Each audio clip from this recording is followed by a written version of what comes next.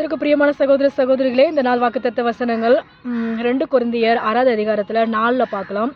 மிகுந்த பொறுமையோடும் உபத்திரத்தோடும் நெருக்கத்திலும் இடரங்களிலும் கர்த்தருக்காக வைராக்கியமாக வாழணுமா. அங்கே அதுக்கு மேலே அதிகாரத்தை பார்க்குறோம், 3ல் பார்க்குறோம்.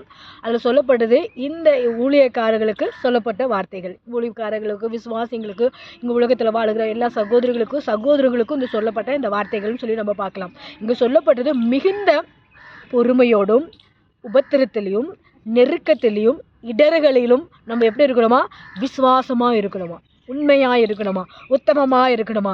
இந்த நாள் கேட்குற ஆண்டவரோட கர்த்தரோட பிள்ளைகளே, இந்த உலகத்தில் அங்கே சொல்லப்படுது மிகுந்த பொறுமையோடு வாழணும். உலகத்தில் உபத்திரங்கள் இந்த உலகத்தில் இருக்குது. உபத்திரங்கள் சொல்லி பார்த்தா எங்கே பார்த்தாலும் இந்த நாட்கள் சொல்லி பார்த்தா ஆக்சிடென்ட் ஆகுது, என்ன பண்ணுது, சண்டைகள் வருது.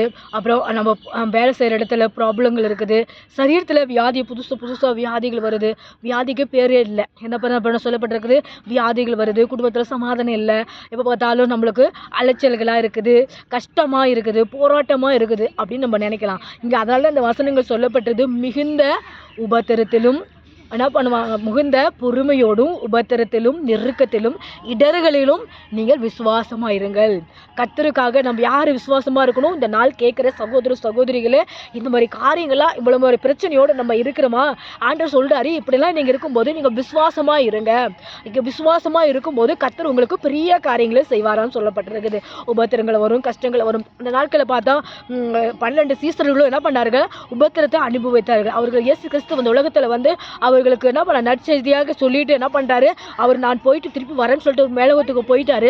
போன பிற்பாடு என்ன சொல்லப்பட்ட அந்த 12 சீசர்களும் சிதறடிக்கப்பட்டு அவர்கள் என்ன பண்ணாங்களா, அங்கங்கேயும் போய் அவர்கள் ஊழியம் செய்யும் போது பாடுகள், கஷ்டங்கள், உபத்திரங்கள், என்ன பண்ண நிந்தனைகள், போராட்டங்கள், அப்புறம் என்ன பண்ண சொல்லப்பட்டது, பலியாக கூட மரித்தார்கள் சொல்லப்பட்டிருக்கிறோம். அங்கே சொல்லப்பட்டு தலைக்கீழ கூட சிலுவையில் வைத்து அடித்தார்கள் சொல்லப்பட்ட, தலை துண்டிக்கப்பட்டதுன்னு சொல்லி கூட பார்க்குறோம். பல காரியத்தை என்ன பண்ண அவங்களுக்கு உபத்திரங்கள் வந்துதான்.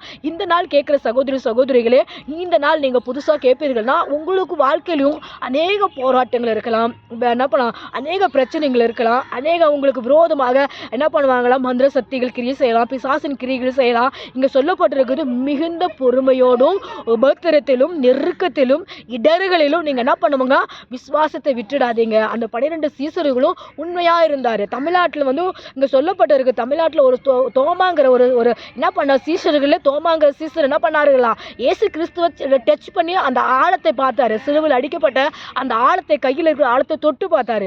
அப்பதான் விசுவாசித்தார். அந்த மாதிரி விசுவாசம் இருந்த அந்த மனுஷனை அவர் என்ன பண்ணாங்களா, இங்கே ஈட்டியால தமிழ்நாட்டில் என்ன பண்ணாங்க, கொல்லப்பட்டு சொல்லப்படுற ஒரு ஏரியாவில் இங்கே சொல்லப்பட்ட. அதே போலதான் ஒவ்வொரு சீஷர்களுக்கும் அந்த ஒரு போராட்டங்கள், பிரச்சனை வந்தது. இந்த நாள் நீங்கள் கேட்குற சகோதரிகளே, உங்கள் வாழ்க்கையிலும் போராட்டங்கள் தீராமல் இருக்குதா, கஷ்டங்கள் தீராமல் இருக்கா, வியாதிகள் தீராமல் இருக்குதா, ஆண்டவர் இடத்துல விசுவாசமா இருங்க. ஆண்டவர் உங்களுக்கு உதவிகள் செய்வார்.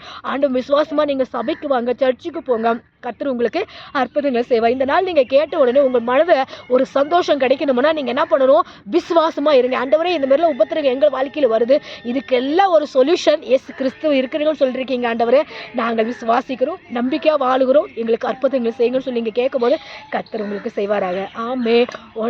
2 கொரிந்தியர் 6வது அதிகாரத்தில் 3-4 கூட இந்த வசனத்தை நம்ம படிக்கலாம், கேட்கலாம். உங்களுக்கு ஆண்டு கர்த்தர் ஆசீர்வதிப்பாராக. ஆமே. God bless you everyone. Praise the Lord.